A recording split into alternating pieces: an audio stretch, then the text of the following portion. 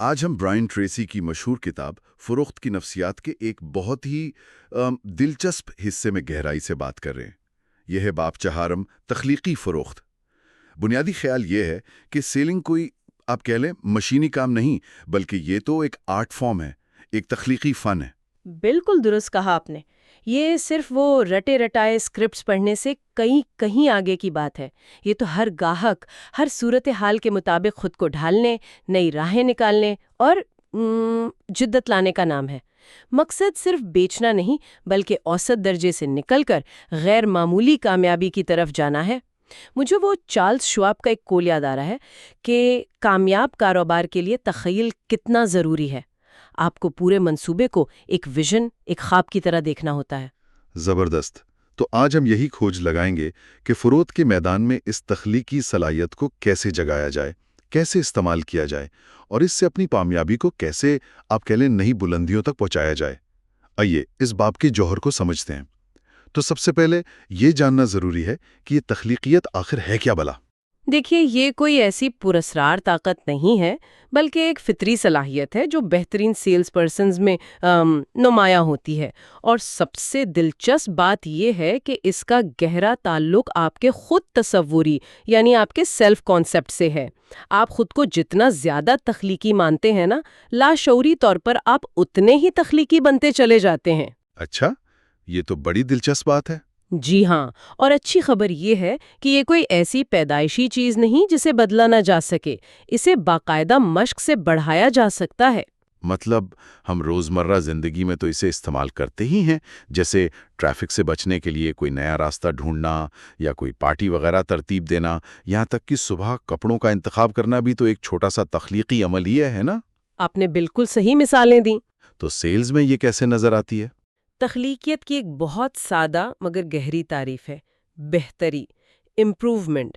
کسی بھی کام کو، کسی بھی عمل کو پہلے سے مختلف اور بہتر طریقے سے کرنا ہی تخلیقیت ہے۔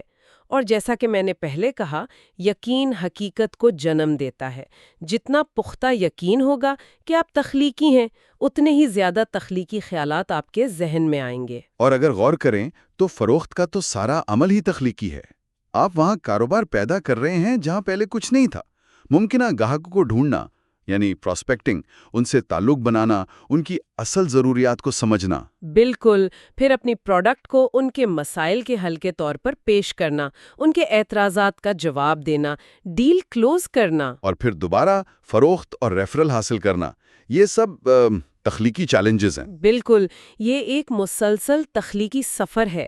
اب سوال یہ پیدا ہوتا ہے کہ اس اندرونی تخلیقیت کو جگائیں کیسے؟ کتاب 3 بڑے محرکات بتاتی ہے جو ہمارے اندر کے تخلیقی جن کو بوتل سے باہر نکالتے ہیں۔ اچھا، وہ کیا ہیں؟ پہلا، واضح اہداف یعنی کلیئر گولز۔ دوسرا، فوری توجہ طلب مسائل، پریسنگ پرابلمز۔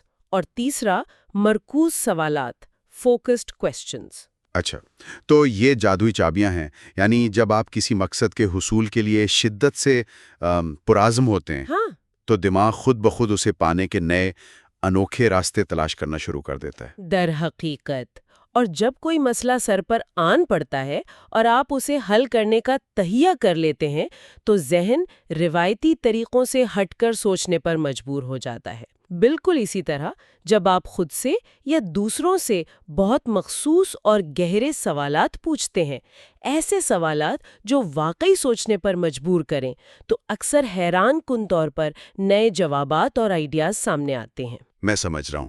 تو فروخت کے کن خاص شعبوں میں یہ تخلیقی سوچ سب سے زیادہ کارگر ثابت ہوتی ہے؟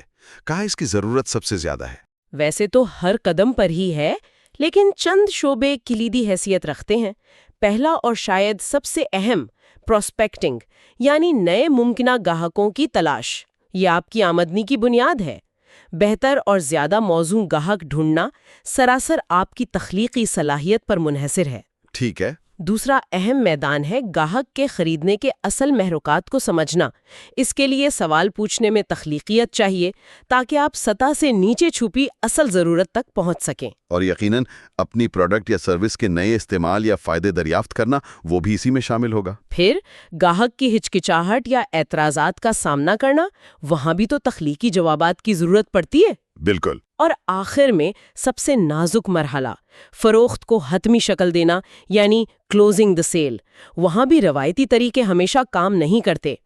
آپ نے بالکل صحیح نکات اٹھائے، اور ان تمام شعبوں میں تخلیقیت کا ایندھن کیا ہے؟ آپ کی پروڈکٹ یا سروس کا مکمل اور گہرا علم۔ جتنا بہتر آپ اپنی پیشکش کو جانتے ہوں گے، اتنی ہی زیادہ تخلیقی انداز میں آپ اسے پیش کر پائیں گے۔ اور صرف اپنی نہیں بلکہ اپنے حریفوں کی مصنوعات، ان کی قیمتوں، ان کی حکمت عملیوں سے بھی پوری طرح باخبر رہنا اتنا ہی ضروری ہے۔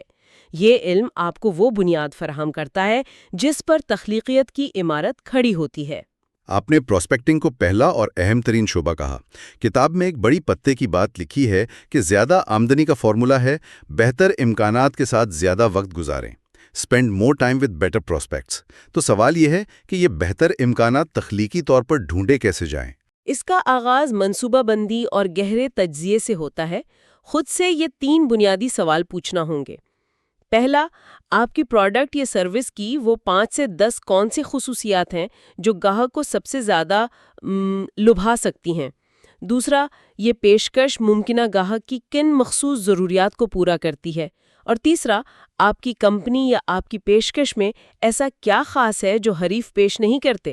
آپ کا منفرد پہلو کیا ہے؟ اور یہ نکتہ تو بار بار دہرایا گیا ہے کہ گاہک کبھی بھی صرف خصوصیات یعنی فیچرز نہیں خریدتے۔ جی نہیں، وہ ان خصوصیات سے ملنے والے فوائد، بینیفٹس خریدتے ہیں۔ وہ آپ کی ڈرل مشین نہیں خرید رہے، وہ دیوار میں سوراخ خرید رہے ہیں۔ وہ اپنے مسئلے کا حل چاہتے ہیں۔ بالکل۔ اور یہیں سے اسٹریٹجک سیلنگ یعنی حکمت عملی پر مبنی فروخت کے 4 ستونوں کا تصور ابھرتا ہے۔ کتاب کہتی ہے کہ ان 4 نکات پر عمل آپ کو اپنی فیلڈ کے ٹاپ 10% کمانے والوں میں شامل کر سکتا ہے۔ اچھا، وہ کیا ہے؟ یہ ہے تخصص، اسپیشلائزیشن، امتیاز، ڈفرینسیشن، تقسیم کاری، سیگمنٹیشن، اور مرکوزیت، کانسنٹریشن۔ یہ تو بہت اہم لگ رہے ہیں، آئیے ان کو تھوڑا سا کھولتے ہیں۔ تخصص سے کیا مراد ہے؟ تخصص کا مطلب ہے بالکل واضح طور پر یہ طے کرنا کہ آپ کی پروڈکٹ یا سروس آپ کے گاہک کے لیے خاص طور پر کیا کرتی ہے۔ کسی ایک نتیجے، ایک فائدے، ایک خاص قسم کے گاہک، ایک مارکیٹ یا ایک ضرورت میں مہارت حاصل کرنا، یعنی ہر مرض کی دوا بننے کے بجائے کسی ایک شعبے کا ماہر بننا، ایک اسپیشلسٹ بننا۔ سمجھ گیا۔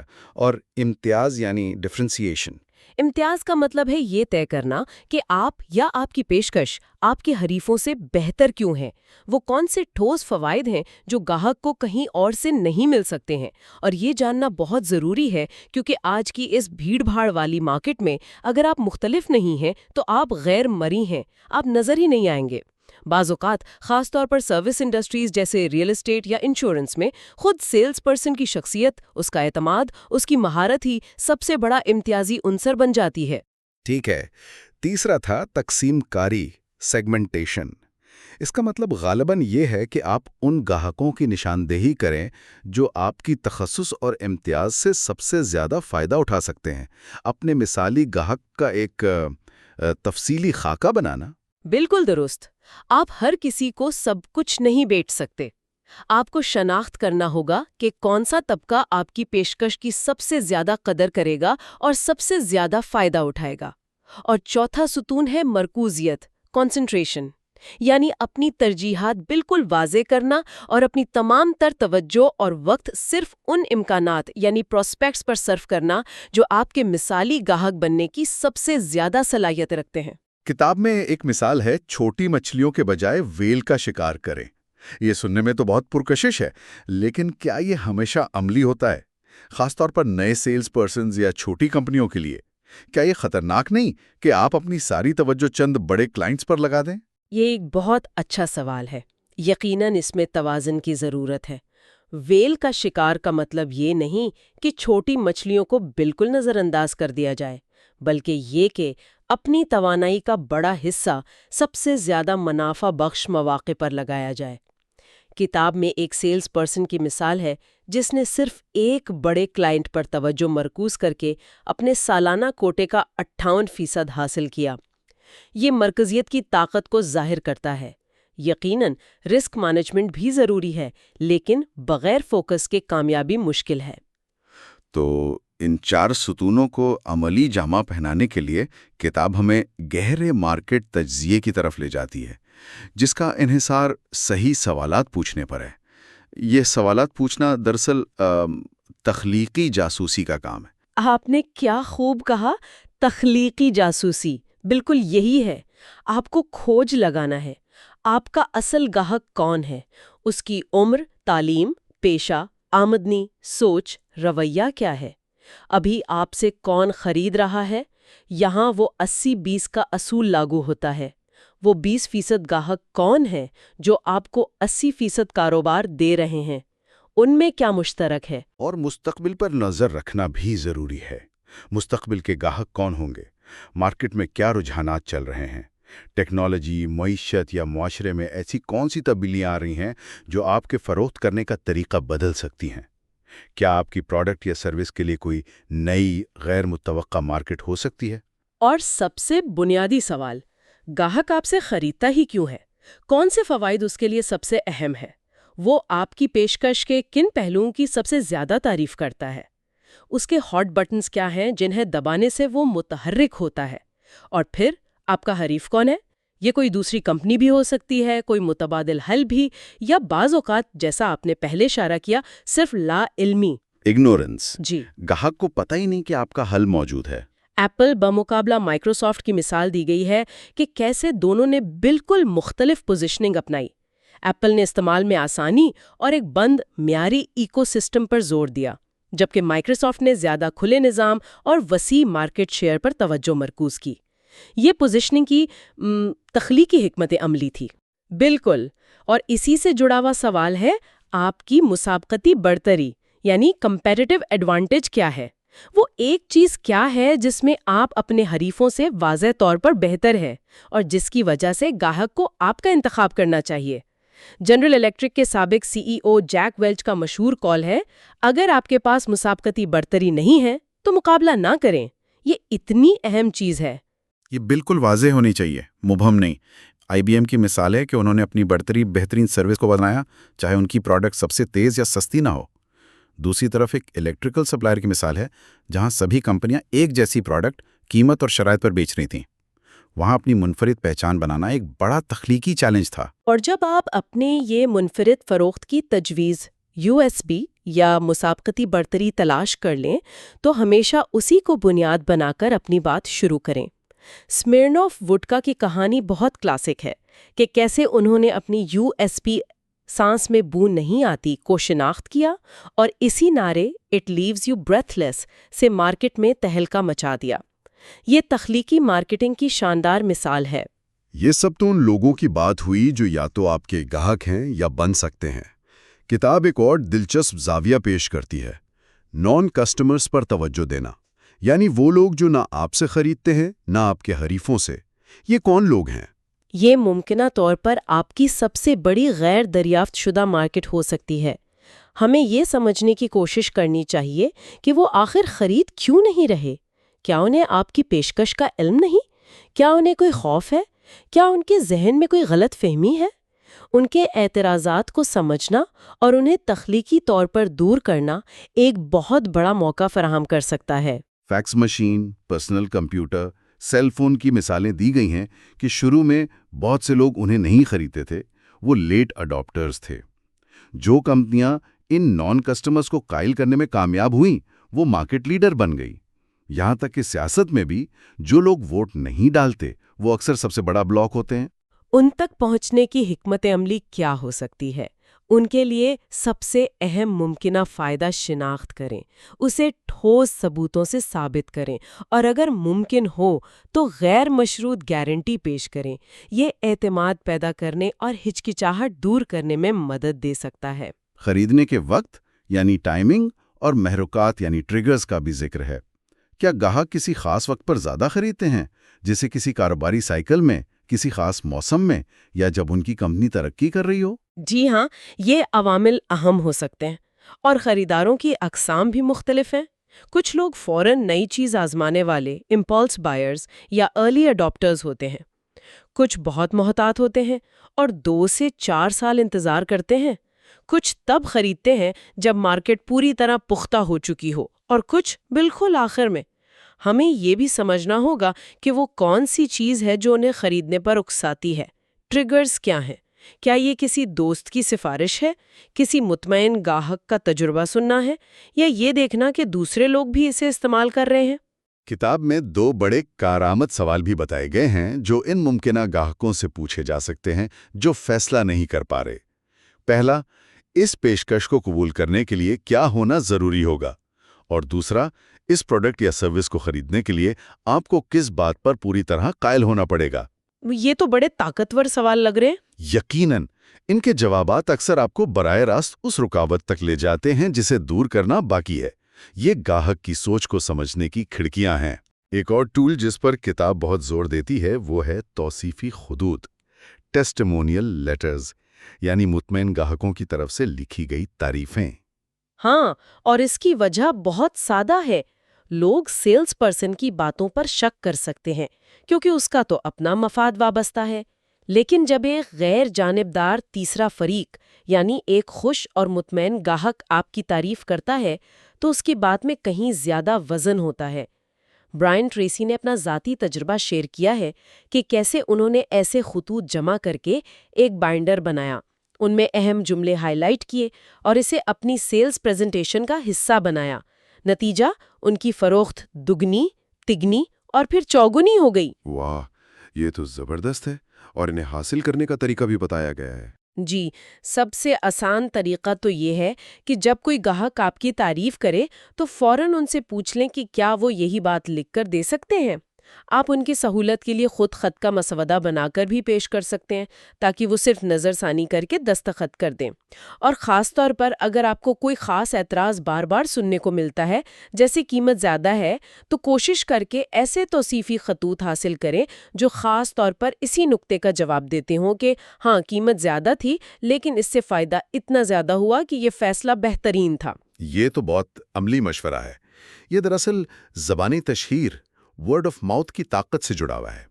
کتاب کہتی ہے کہ تقریباً 85% فروخت کسی نہ کسی کی سفارش کے نتیجے میں ہوتی ہے۔ بالکل، یہ سب سے طاقتور مارکیٹنگ ہے۔ فلم انڈسٹری کی مثال دی گئی ہے کہ وہ اپنی ریلیز کے پہلے ہفتے میں مارکیٹنگ بجٹ کا بڑا حصہ کیوں خرچ کرتے ہیں۔ مقصد یہی ہوتا ہے کہ جلدی سے جلدی مثبت زبانی تشہیر شروع ہو جائے، لوگ ایک دوسرے کو بتانا شروع کر دیں۔ ریسٹورانٹ کے انتخاب کی مثال بھی بالکل عام فہم ہے۔ ہم اکثر وہیں جاتے ہیں جس کی سفارش کسی دوست یا جاننے والے نے کی ہو۔ اور یہیں سے ایک اور اہم نقطہ نکلتا ہے، اپنے مطمئن گاہکوں سے سیکھنا۔ وہ صرف دوبارہ خرید یعنی ریسیلز اور حوالہ جات یعنی ریفرلز کا ہی بہترین ذریعہ نہیں، بلکہ وہ آپ کے لیے مفت مارکیٹ ریسرچ کا بھی کام کر سکتے ہیں۔ درست فرمایا۔ ان سے پوچھیں، آپ نے ہم سے ہی کیوں خریدا؟ ہماری پروڈکٹ یا سروس استعمال کرنے کا سب سے بڑا فائدہ آپ کو کیا ہوا؟ آپ دوسروں کو ہمارے بارے میں کیا بتائیں گے؟ ان کے جوابات آپ کو حیران کن انسائٹس دے سکتے ہیں کہ آپ کی اصل قدر کیا ہے اور آپ کو کن باتوں پر زور دینا چاہیے۔ اب ہم باب کے آخری حصے کی طرف آتے ہیں، جہاں تخلیقیت بڑھانے کے لیے ایک بہت ہی ٹھوس اور عملی تکنیک بتائی گئی ہے، مائنڈ سٹارمنگ، یا جسے 20 آئیڈیاز کا طریقہ بھی کہا گیا ہے۔ یہ کیا ہے اور کیسے کام کرتا ہے؟ یہ واقعی ایک کمال کی تکنیک ہے۔ طریقہ کار بہت سادہ ہے۔ آپ ایک خالی کاغذ لیں اور سب سے اوپر اپنا سب سے بڑا ہدف یا سب سے اہم مسئلہ ایک سوال کی صورت میں لکھیں۔ مثال کے طور پر، میں اگلے 12 مہینوں میں اپنی آمدنی کیسے دگنی کر سکتی ہوں، یا میں اپنے سب سے بڑے کلائنٹ کا مسئلہ کیسے حل کر سکتا ہوں۔ سوال واضح اور مخصوص ہونا چاہیے۔ ٹھیک ہے، سوال لکھ لیا، اب آگے؟ اب آپ خود کو پابند کرتے ہیں کہ اس سوال کے کم از کم 20 مختلف جوابات یا آئیڈیاز لکھیں۔ یہ جوابات ذاتی یعنی میں سے شروع ہوں، مثبت اور حال کے صیغے میں ہونے چاہیے، جیسے میں روزانہ 10 نئے پراسپیکٹس کو کال کروں گا، میں اپنی پریزنٹیشن کو بہتر بنانے کے لیے فلاں کتاب پڑھوں گی، وغیرہ۔ لیکن کم از کم 20 ہی کیوں؟ یہ نمبر اتنا اہم کیوں ہے؟ کتاب کے مطابق پہلے 5-10 جوابات تو اکثر آسان اور عمومی ہوتے ہیں۔ اصل تخلیقی جوہر 10 کے بعد نکلنا شروع ہوتا ہے۔ اکثر 15ویں، 18ویں یا 20ویں نمبر پر وہ شاندار آئیڈیا، وہ بریک تھرو آئیڈیا آتا ہے جو آپ کی پوری صورتحال بدل سکتا ہے۔ اس لیے 20 تک پہنچنا لازمی ہے۔ اور سب سے اہم قدم 20 جوابات لکھنے کے فوراً بعد ان میں سے کم از کم ایک آئیڈیا منتخب کریں اور اسی وقت اس پر عمل شروع کر دیں۔ فوراً عمل کرنا، یہ کیوں ضروری ہے؟ یہ آپ کے دماغ کو سگنل بھیجتا ہے کہ آپ ان آئیڈیاز کے بارے میں سنجیدہ ہیں۔ یہ عمل تخلیقی توانائی کے بہاؤ کو جاری رکھتا ہے اور آپ کو مزید آئیڈیاز سوچنے کی ترغیب دیتا ہے۔ ذرا سوچیں، اگر آپ یہ مشق روزانہ کریں تو سال میں آپ 5000 سے زیادہ نئے آئیڈیاز پیدا کر سکتے ہیں، اور اگر روزانہ صرف ایک آئیڈیا پر عمل بھی کریں تو سال میں 250 سے زیادہ ٹھوس اقدامات کر چکے ہوں گے۔ 5000 آئیڈیاز، یہ تو ناقابل یقین لگتا ہے۔ یہ تو واقعی زندگی بدل دینے والا اثر ڈال سکتا ہے۔ ارل نائٹنگیل کا کال بھی یاد آ رہا ہے کہ اس ایک مشق نے بہت سے لوگوں کو کروڑ پتی بنایا ہے۔ بالکل، اور مارشل میکلوہان کا بھی ایک کال ہے کہ لاکھوں کمانے کے لیے آپ کو صرف 10% نیا یا بہتر آئیڈیا چاہیے۔ بہت بڑی ایجاد کی ضرورت نہیں، چھوٹی چھوٹی مسلسل بہتری بھی آپ کو بہت آگے لے جا سکتی ہے۔ اگر کوئی اس مشق کو باقاعدگی سے اپنی زندگی کا حصہ بنا لیں تو وہ بلا شبہ اپنی فیلڈ کے سب سے تخلیقی، سب سے کامیاب اور سب سے زیادہ کمانے والوں میں شامل ہو سکتا ہے۔ تو آج کی اس گفتگو کا خلاصہ یہ ہے کہ فروخت میں کامیابی کے لیے محض محنت کافی نہیں، تخلیقیت کلیدی حیثیت رکھتی ہے۔ اور اچھی خبر یہ ہے کہ یہ سیکھی جا سکتی ہے، اسے بڑھایا جا سکتا ہے۔ اس کے لیے مخصوص حکمت عملی اور تکنیکیں موجود ہیں، جیسے اسٹریٹجک سوچ کے 4 ستون، گاہکوں اور نان کسٹمرز کی گہری سمجھ، توصیفی خطوط جیسی سماجی صنعت کا استعمال، اور مائنڈ سٹارمنگ جیسی دماغ کو مہمیز دینے والی مشقیں۔ اور یہ بات بھی اہم ہے کہ یہ اصول صرف سیلز کی دنیا تک محدود نہیں، یہ تخلیقی سوچ، مسائل کے حل اور اہداف کے حصول کے وہ وسیع تر اصول ہیں جو زندگی کے ہر شعبے میں ہماری رہنمائی کر سکتے ہیں۔ یہ دراصل بہتر سوچنے کا ایک طریقہ ہے۔ یہ واقعی ایک جامع اور فکر انگیز گفتگو رہی۔ ایک خیال جو میرے ذہن میں آ رہا ہے وہ یہ ہے کہ شاید فروخت میں سب سے بڑا تخلیقی چیلنج صرف نئے گاہک تلاش کرنا یا پروڈکٹ کے نئے استعمال ڈھونڈنا نہیں، بلکہ اس تیزی سے بدلتی ہوئی دنیا میں گاہک کے لیے قدر یعنی ویلیو کے تصور کو ہی بار بار نئے سرے سے متعین کرنا ہے۔ یہ ایک بہت گہرا نقطہ ہے۔ یا یہ کہ 20 آئیڈیاز کا طریقہ کیا صرف آمدنی بڑھانے جیسے اہداف کے لیے ہی ہے، یا اسے لوگوں کو، ان کی ضروریات اور خواہشات کو لین دین سے ہٹ کر ایک زیادہ گہری انسانی سطح پر سمجھنے اور ان سے حقیقی معنوں میں جڑنے کے لیے بھی استعمال کیا جا سکتا ہے؟ یہ سوال سوچنے کے لیے چھوڑ جاتے ہیں۔